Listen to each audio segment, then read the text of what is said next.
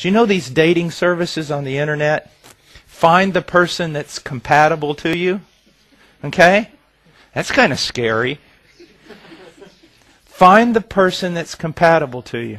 Okay. It's not of God. It's not of God. You say, why? Because God usually doesn't do that. I mean, I guess He can, but it's very rare. I want to marry a woman who just loves all the stuff I love. You want to marry a woman who loves all the stuff you love so that she'll do everything you want to do, you selfish person. God, for the most part, is going to give you a wife or give you a husband that is not compatible to you. And you go, oh man, then maybe I was supposed to marry him. But see, the world tells you just the opposite, don't they?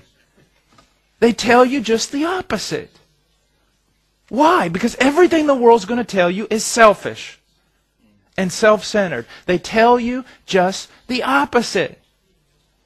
Now, here's the way it's going to be.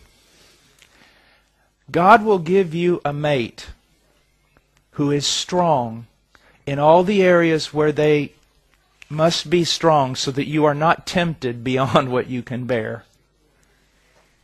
But God is going to give you a husband, a wife, who does not meet your expectations in many of the areas where you most want him or her to meet your expectations. Why? Because he hates you? Why is he doing this?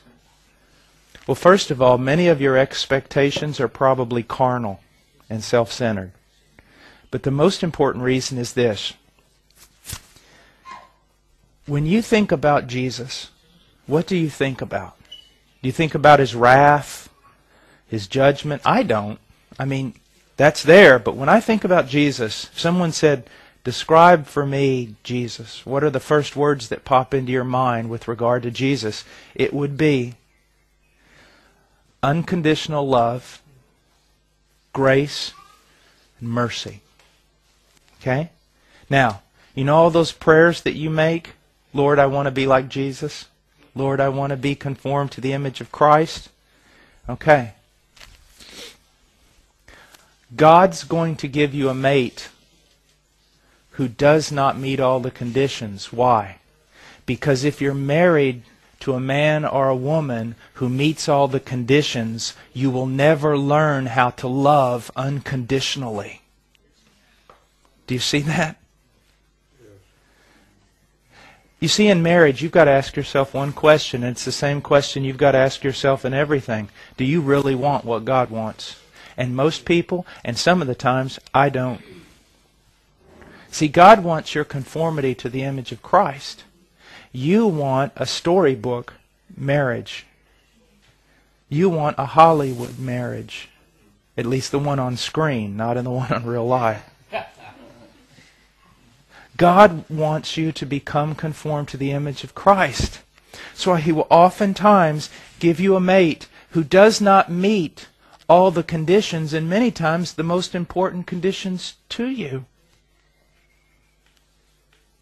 So that you learn to love a person who doesn't meet the conditions. You learn to practice grace, favor unmerited poured out on this person. Do you see? Do you really want to be like Jesus? This is what marriage is about. And listen, and that's what makes it so wonderful, so real, and makes it so strong. See, most of the people in Denmark, they come together and they go, man, this person's not what I thought, and they're not compatible to me. We need to go out and find our soulmates. What they're saying is, this person didn't meet my self-centered, selfish desires. I'm going to go find somebody who can. Christianity enters into this relationship with this person. And when things are wonderful, and marriage can be wonderful, and there are times when it's wonderful, you say, wow, this is great. But in those times of conflict, you're not shaken. You're not thinking that you made the mistake of marrying the wrong person. None of that. You know that this is the purpose. These little conflicts, these things going on, so that you will learn not to conform your wife to your own image, but you will learn to love her. You will learn to love him. And here's the thing. You can try all day long to make your wife like you, or you can try to make your husband like you, and it's not going to work. What you've both got to do is set your sights on becoming like Christ. It's like spokes on a bicycle wheel. Those spokes never touch. But as this spoke is headed toward the axle, and this spoke is headed toward the axle, they both come together. As my wife and I are two very, very different people. Very different.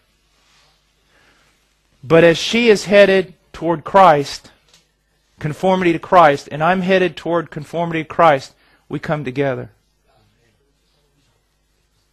And the differences in our lives have been used by God to show me how unlike Christ I truly am.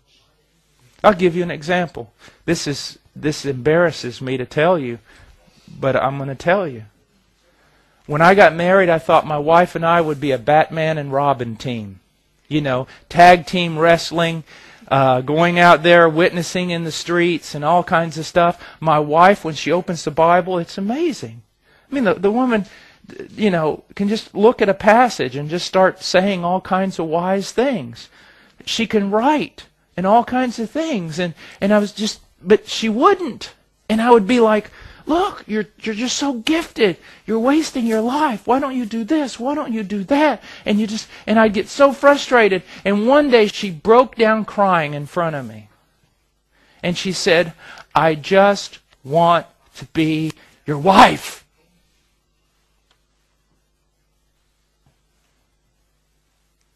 See, I was trying to make her in my image. She said, I just want to be your wife.